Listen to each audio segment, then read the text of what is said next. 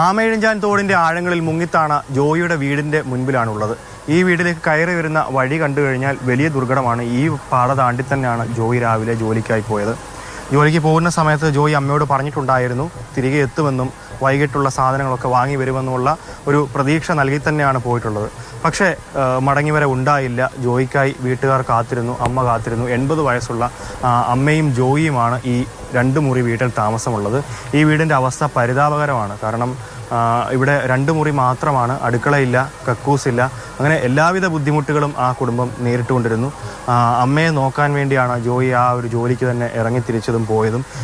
എല്ലാ ദിവസവും കൂലിപ്പണി ഉണ്ടാകണമെന്നില്ല. കല്ല് വെട്ടാൻ പോകുമായിരുന്നു, അതുപോലെ തന്നെ ആക്രി പെറുക്കുവാൻ പോകുമായിരുന്നു. അങ്ങനെ എല്ലാവിധ കിട്ടുന്ന എല്ലാ ജോലികളും ചെയ്യുന്ന അധ്വാനശീലനായിരുന്നു ജോയി എന്നാണ് നാട്ടുകാരടക്കം പറയുന്നത്. പക്ഷേ ഇത്തരത്തിലൊരു ദുരിതം അവരെ പെട്ടെന്ന് ബുദ്ധിമുട്ടിലാക്കിയിരിക്കുകയാണ്. എന്തായാലും പ്രതീക്ഷയോടുകൂടി തന്നെയാണ് നാട്ടുകാരുള്ളത്. കാരണം ആമയിഴഞ്ചാൻ തോടിൻ്റെ ഏതോ ഭാഗത്ത് ജോയി കുരുങ്ങിക്കിടക്കുന്നു എന്നുള്ളതാണ് നാട്ടുകാരുടെ പ്രതീക്ഷ. ജോയി എന്തായാലും കണ്ടെത്താൻ സാധിക്കുമെന്നൊക്കെയുള്ള പ്രതീക്ഷ നാട്ടുകാർക്കുണ്ട്. പക്ഷേ അപ്പോഴും ഈ വീടിൻ്റെയൊക്കെ ദുരിത കഥ തന്നെയാണ് എനിക്ക് പറയാനുള്ളത്. കാരണം അത്രയും ദുരിതത്തിലാണ്, മണ്ണിടിഞ്ഞ് താഴുന്ന ഒരു അവസ്ഥ ഈ വീടിൻ്റെ പ്രദേശത്തെല്ലാം തന്നെ ഉണ്ട്. വൃഷ്ടി പ്രദേശത്തെല്ലാം തന്നെ മണ്ണിഴിഞ്ഞുകൊണ്ടിരിക്കുകയാണ്. അപ്പോൾ നമ്മൾ ആ കണ്ട വഴിയാണെങ്കിലും എല്ലാം തന്നെ ആ വഴിയൊക്കെ താണ്ടിയാണ് രാവിലെ പോയതും അമ്മയെ നോക്കാനായി ജോയി തയ്യാറെടുപ്പുകൾ നടത്തിയതും എല്ലാം തന്നെ. അപ്പം അത്തരത്തിലുള്ള ഒരു അവസ്ഥയിൽ തന്നെയാണ് ഇത്തരത്തിൽ ദുരിതത്തിലേക്ക് തന്നെ. എന്തായാലും നാട്ടുകാർ കൂടെ നമ്മോടൊപ്പം ചേരുന്നുണ്ട്. യാതൊരാവശ്യത്തിനും ആര് വിളിച്ചാലും ഓടിപ്പോകും.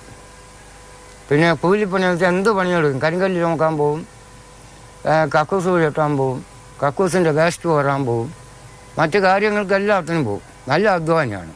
പിന്നെ കിട്ടുന്ന കാശ് കൊണ്ട് വെച്ചാൽ അമ്മയെ പോറ്റി ജീവിച്ചുകൊണ്ടിരുന്നു.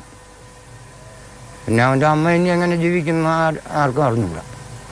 ജോയി മടങ്ങി വരുമെന്ന പ്രതീക്ഷയിൽ തന്നെയാണ് നാട്ടുകാരെല്ലാവരും ഉള്ളത്, ഒപ്പം അമ്മയും. ക്യാമറമാൻ അനൂപിനൊപ്പം ഗോകുൽനാഥ്, മാതൃഭൂമി ന്യൂസ്, തിരുവനന്തപുരം.